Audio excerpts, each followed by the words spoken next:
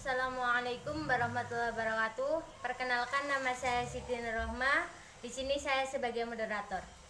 Saya Eka Nimatul Aziza, absen 10. Nama saya Lia Subatwa Gania, saya absen 2.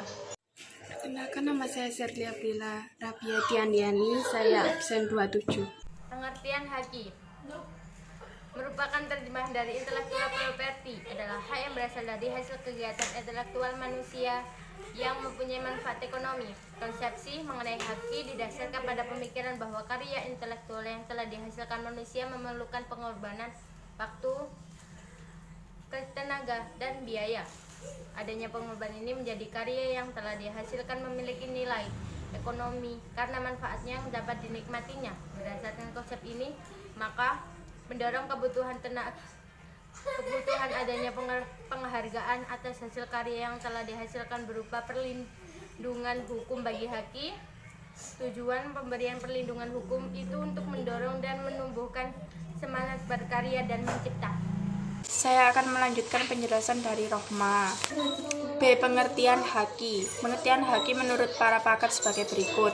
1. Ismail Soleh. Pengertian haki adalah pengakuan dan penghargaan pada seorang atau badan hukum atas penemuan atau penciptaan karya intelektual mereka dengan memberikan hak-hak khusus bagi mereka, baik yang bersifat sosial maupun ekonomis. 2. Bambang Kesowo. Haki adalah hak atas kekayaan yang timbul atau lahir karena kemampuan intelektual manusia. 3. Andrian Sutedi adalah hak atau wewenang atau kekuasaan untuk membuat sesuatu atas kekayaan intelektual tersebut, dan hak tersebut diatur oleh norma-norma atau hukum-hukum yang berlaku. Kekayaan intelektual merupakan kekayaan atas segala hasil produksi kecerdasan daya pikiran seperti teknologi, pengetahuan, sastra, seni, karya tulis, karikatur, pengarang lagu, dan seterusnya. Saya akan meneruskan penjelasan dari Eka Nikmatul Aziza. C. Tujuan dan sifat haki. Berikut ini adalah tujuan dari penerapan haki. 1. Mencegah adanya kemungkinan pelanggaran haki milik orang lain. 2. Meningkatkan daya saing dan pangsa pasar. 3. Bisa dijadikan sebagai bahan pertimbangan dalam menentukan strategi penelitian bisnis dan industri di Indonesia. Hak atas kekayaan intelektual memiliki dua buah sifat, yaitu 1. Memiliki jangka waktu tertentu. Hak atas kekayaan intelektual memiliki jangka waktu tertentu atau terbatas. Apabila jangka waktunya sudah habis, hasil penemuan tersebut akan menjadi milik umum. Akan tetapi, ada juga haki yang jangka waktunya bisa diperpanjang. Contohnya adalah hak mereka. 2. Bersifat eksklusif dan mutlak. Haki bersifat eksklusif dan mutlak, artinya tidak ada satu orang pun yang boleh melanggar hak kekayaan intelektual milik orang lain. Pemilik hak bisa mengajukan tuntutan jika mengetahui adanya pelanggaran yang dilakukan pihak lain.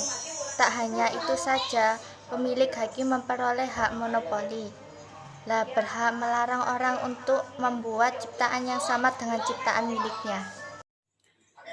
Di sini saya akan melanjutkan penjelasan dari Alia Zulfatul Ardaniyah.